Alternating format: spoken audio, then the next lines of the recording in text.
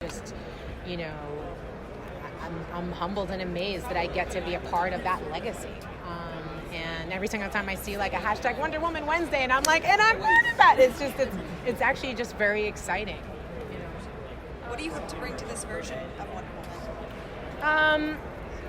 You know, what I've always loved is the playfulness of showing some of her naivete with our customs and all of these different things. But what I'm really grateful for is that this iteration of Wonder Woman in this film is coming over many years of a build-up, is coming from now a live-action Wonder Woman film that's just broken all records, has come up and is particularly strong women's movement that's been really pushing for better representation.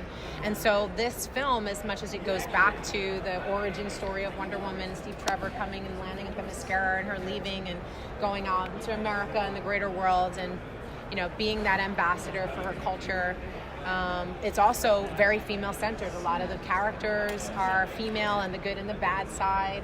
And, you know, so you're going to, you know, the things that Gina Davis Institute like talks about, it's just like women, even in their own films, there's still less female voices heard when you count out how many words are said by a woman versus a man. And it's infuriating, and that's not the case with this.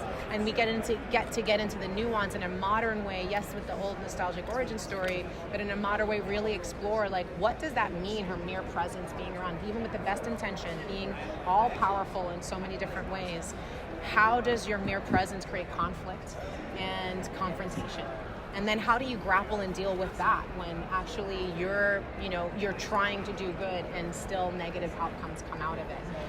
And those nuances and complexities, I think, are really important to get into and delve into. And it is a reason why I think we go back to these same stories, is for another iteration of it, perspective for us to explore. And the difference between live action and voice, and obviously you've done a hell of a lot of live action genre stuff, so you're fantastic roles. Thanks. The difference between working on a live action project with, you know, a voice thing, which is a very different beast. How did you find it? Oh, I love it. I mean, I've been doing voice stuff for years, and some of my favorite actors are people who've always done voice stuff, like Tim Curry, who's like the best in any and everything. And so I love that idea of, you know, these cartoons and animated films and things that I watched as a kid that inspired me, and, you know, you'd make that sound again, you know, and like you just laugh, and it was always funny. And you know, but now I get to actually do that for real. And how do you make that sound and get that, you know, emotion translated? You know, it's not enough for me to just think about it and try. I actually have to like swing a sword, and I have to jump up and down and try different versions of what that could possibly mean to demonstrate the difference between a grunt from, you know, being smashed by a mythical creature versus like an effort to, you know, of her strength to actual pain. And it's awesome. It can wreck the vocals, but it's really fun and it's really awesome. How do you develop voice? You've been Wonder Woman, but also Batgirl in the Lego Batman movie, and Night Nurse, and you've been in Sin City. What's your relationship to comic book culture? I love comic book culture. My uncle Gus is a comic book artist, so that was my kind of first introduction into it. Actually, my grandmother was the one who kind of got him into it. She used to collect. I mean, it was. For her, she was remembered when these characters first came to life. So she had the number one Superman. She had the number one of all of these different ones, and lost them all. If you can imagine, we don't talk about that at all. It's a tragedy in our family. So it's you know, it's amazing that, you know, my uncle, who found a passion for it and loved it and was drawing Spider-Man in his room as a little kid, then ended up getting to actually draw for Spider-Man and you know, and DC World and independent, you know, publications as well, and create a whole life over it, and to see how much it's grown. Like, I remember, you know, he's the one who introduced me to Frank Miller and Neil Gaiman and all of these incredible people. And so then, you know, when Sin City, the script comes around and everyone's looking at it like, I don't know what that is, you know, because it's pre-300, really like the huge tentpole, you know, comic movies that we're doing. It was like, I absolutely knew how awesome this was going to be.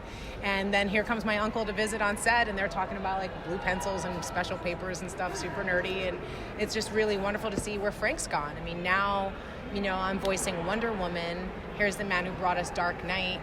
And, you know, then he comes and draws a cover for me for this short that I wrote of a new character called La Borinqueña. And Wonder Woman, actually, they lent Wonder Woman to the cover so it could have a better sell. And then the money and from proceeds from that went to help with the reconstruction on the ground in Puerto Rico. Like, it's just the power of comic world has been something that's been really tremendous in my entire family. And to see it on the ground, really, and to see how big these cons have gotten. And, you know, like, again, like Neil Gaiman's Sandman inspired short Death is in here with Wonder Woman. Like, it all just feels like the universe is combining in some kind of way, and it just, you know, is one of those reminders that I'm doing the right thing, I'm on the right path, and I'm part of one of the most incredible things that all of us share, which is storytelling, and it's powerful. Go for it. We've heard a lot about from your directors and producers about how open-hearted you are, and also what a warrior you are, and how you're the perfect Wonder Woman. All right, you can send the checks. I'm just kidding. And so I was just wondering if you always kind of felt a kinship with her, or if it's something that's grown over your With Wonder Woman? Her. Yeah. I've always definitely felt a kinship with her, and she's always been an interesting kind of character because there's a line with her, like, you know, Wonder Woman would kill. You know, and, you know, she's got that olive branch that she'll extend with diplomacy and being a great ambassador, but she's also got that sword in the other hand and willing to go to battle. And I've always found that very fascinating, especially in contrast with some of the other characters. You know, Superman wasn't that guy, you know, it was the goody two-shoes. And so anything could kind of happen in a different way with Wonder Woman than some of the other ones that I grew up with. And I loved that. I loved her mythical, magical kind of origins and this Amazonian world of powerful women and her sexuality and like just so many, the weird origin story even of just the people who created her. I mean, it's pretty wild.